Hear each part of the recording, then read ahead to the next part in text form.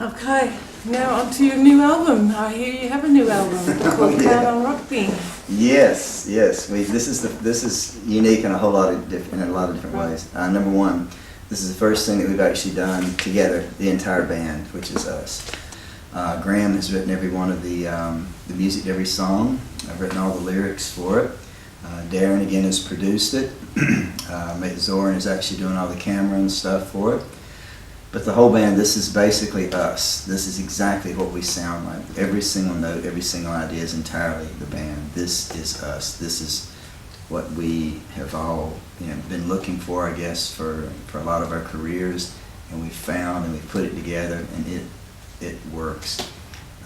A lot of people who've heard Icarus have said it's so intricate you'll never be able to surpass that. And that was even said at Ardent Studios by a number of people. I'll say, in all honesty, Can Unrock Me eclipses it. It has been well worth the wait. It's certainly worth every bit of effort we've put into doing it. And you've recorded it in an unusual way, as in Yes, we did. 2 different locations. The thing about this band is everybody lives in Perth, except for me, who lives in Adelaide. What we've done with this is I actually flew Darren across, who recorded all the band members, every single bit on it, except for the lead vocals. And yeah, so he did all the recording. They had a ball. That was weird because the driving force or the lead person wasn't there.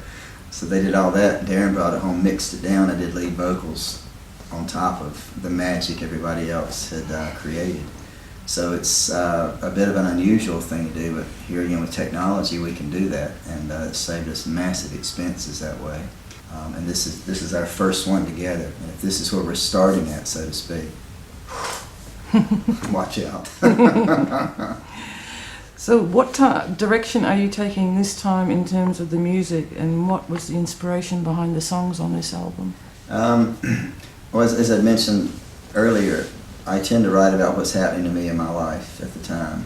As I said, Graham wrote all the music to this, every single song except for one cover, which we've we've taken one and taken it to a different place, tastefully and hopefully respectfully enough. I'll get to that in a minute. But with this one, it was funny. When we did our first gig in Perth, I've known certain things in my life all along. Number one, I knew music-wise we would have our day to shine much later down the track. I also knew I wouldn't find my one and only, so to speak, until later in life as well. We went to do our first gig in Perth at a place kind of under the radar. The lady who was managing there has ended up being my one and only. So we met there as we were developing and practicing and performing Icarus. And all the songs and all that were coming from that was because my heart had now found its home. So therefore, a lot of these songs are about finding that and holding on to it and fighting for it, and don't let anybody take it away or tell you any different. It's kind of like stand up and say this is who I am and this is what I've got. So it's the title of the album is called Can't Unrock Me, and that has several connotations. The obvious one is, as I've mentioned, rock has always been my passion and where I've always wanted to go. But by the same token, nobody can take away from us anything that we've achieved or who we've become. The world's a crazy place out there right now, and people are falling over left and right. And it's funny, Einstein said once, he said the number of people that were that close to getting their dream and quit, when they were that close, he said, there'd be an amazing number of those. So we're not quitting, we're not going away. This is who we are, this is what we do, and it's what we love, and we're good at it. What will be the first single off the album?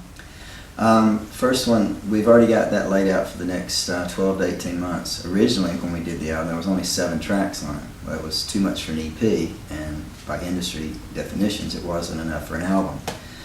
So we've actually had to go back in the studio and pull 3 tracks off what was going to be our second album to add to this one.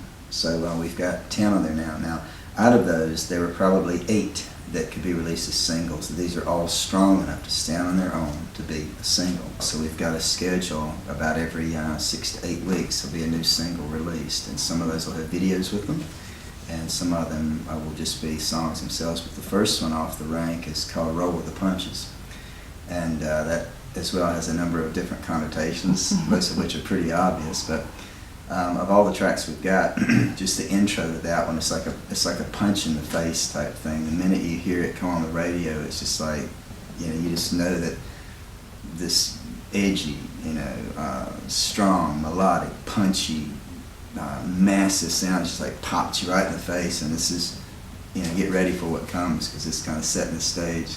But it's a great song. It'll definitely get you going.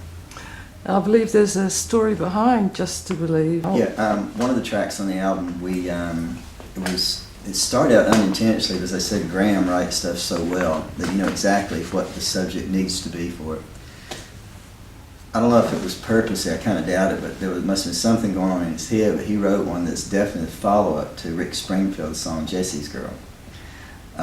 For the last 30-some years, people wondering, you know, what happened to Jesse and stuff, or mostly what happened to his girl, because every guy in the world in the 80s, anybody could relate to that song. Any guy that ever saw another guy, be he, you know, good-looking or, you know, frumpy as hell with a gorgeous girl, every guy says, where do you find women like that? 'Cause you don't find them at, you know, clubs or the grocery stores or the gym. Well, the gym now you probably would, but anyway, so we've written a follow-up to that, and it's really, really a good story. That's one of the ones we're doing the video on, and we've been trying to get a hold of Rick Springfield to get a copy of this to him to see if he might be interested in maybe doing the video with us or something, because it'd be a great opportunity for him to get out the leathers, to strut the 80s stuff again, because it's right along the same lines as Jesse's Girl, of that style and stuff. I'm not going to give too much away about the song, but if Rick gets a hold of this and happens to listen, dude, you got to come with us. You'll love it. The story's great. The song's great. Come get the leathers out. Have some fun with us, dude. You haven't heard of us yet, but you might, you know, relate. You know, we're where you were once upon a time, and we've got the goods. So come on, dude. We love you. You've included another cover version of a rock classic. You were going to tell us more about. Yeah. With this one, as I'd said before, with all the other albums we've done, we've taken one classic that everybody, every time we do this, it's one that most people look at and say, "Oh man, you can't mess with that. That's like a, you know, an iconic song. You know, they'll thrash on that. You know, if you do something different or you try it and all that." And you know, we've done okay so far. So on this one, I'm not going to give too much away, but I'll put it this way: Steven Tyler's going to be very, very happy when he hears it. And I'm sure he's going to be saying, "Oh man, I wish you'd have done that." At least we hope he will. He's probably happy, you know, with the original, and you know, rightfully so, because they're awesome. He's awesome, but we've paid due tribute to another band that has really inspired a lot of people over the time. And you know, if he listens to it, or Aerosmith listens to it and says, "You know what? You know, we appreciate that," and you know, it was worth it. But we're certain we've done justice to another awesome classic. And thank you, Stephen and Aerosmith, for the song.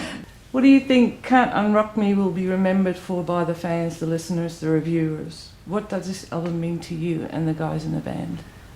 As I said, that's an easy one. This is us. This is who we are. This is everything we've been through in all of our individual lives and musically, collectively and stuff. This is a sum total of everything we've experienced to this point, and we found a way and a means to put that all together into one package that is melodic, it's logical, it's punchy, it's nostalgic, it's progressive. As I said, the people who've heard it, and there have been some big people, they've said, "We never thought you'd surpass Icarus, but you've eclipsed it with this." It's there. It has all the colors. Icarus is very diverse in the songs and stuff. This again is that way, but it's at a whole different level type thing. But this is all us. This is 100% us, except for our tribute song, our paying homage to, you know, the shoulders we stand on. But I think people will listen to this and they'll say, if the 80s had continued, this is where it would have gone to. So now with technology as it is, and with the influences we've had and the experiences we've had, both individually as band members and as a band, I think people are going to say, you know what, if this is the first thing you guys have done together and that's where you're starting out, you've really set the bar pretty high for anything that you guys do, and certainly anybody that comes along with that style, and that's exciting. It is awesome. So vocally, what have you done different on this album? it's something you're really proud of, and you have developed as a singer over the years, you know. I'd hope so. I've been working hard. Been working very hard for like a lot of years. Trying, number one, trying to find where the road is. Then once you find it, trying to get up and over the hills and the mountains and stuff to the to the Rockies, so to speak. I found basically where the bass line needs to be for this band with this type of rock. I've found a place for this, not by accident, with the help of some very key people that I've worked with all along. This is a lady named Ursula White, who is my vocal coach. She's one of the most phenomenal singers I've ever seen. She's in Adelaide. She's a lead singer with a band called Goose, and she's this tiny little Polish lady, but she sounds like she's a 400-pound black woman shoved in there. She is an absolute powerhouse. Anyhow, my voice coming of age, so to speak, there have been a number of people that have helped that out. But there's a couple other people that have played equally big parts. Donna Green, our female singer in the band, Graham's wife. First time I stood next to her to sing, I might as well have been like a dwarf next to a giant. She was that good and that polished and that confident. And it's amazing how quickly that rubs off on you. Especially if she comes up to you and gives you like a little wink, are you doing that right? Or kind of, walks up and kind of, kicks you playfully in the butt, like, lift it up and stuff. But mostly just standing there, it impacts you in ways that I'll never be able to repay, except by continuing to do the best I can, and knowing that the abilities and the history and the raw talent that she's got has really pulled me up. Like I was hanging off the edge of a cliff, she's actually not only pulled me back up, but set me up there next to her and said, okay, let's sing to the world now. Another person is our producer, Darren. He's been with me since day one. Since the first song I ever wrote, when I took it to him, playing it really badly, strumming on the guitar, because I hadn't had one in my hand in 6 years. And I went in, they were raw as can be, and I told him that night, I said, look, I'm rusty as can be, but I know what I can do, and I don't give up. You tell me what to do, point me in the right direction, I'll do it. I'm willing to go the distance with this. It's the only way that I know how to do life, or to play a part in it, is to you start something, you see it through all the way to completion and finish. So I said, if you're not willing to do that, tell me right now before we hit the record button the first time, before I spend the first dollar on this.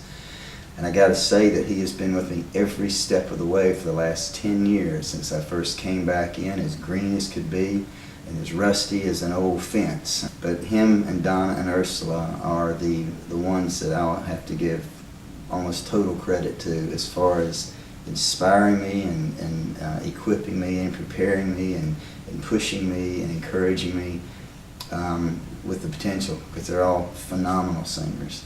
And even just now, I would actually say this is probably the first time I could actually maybe stand next to them and maybe contribute something that might be of equal talent or value, and that's an amazing place to be.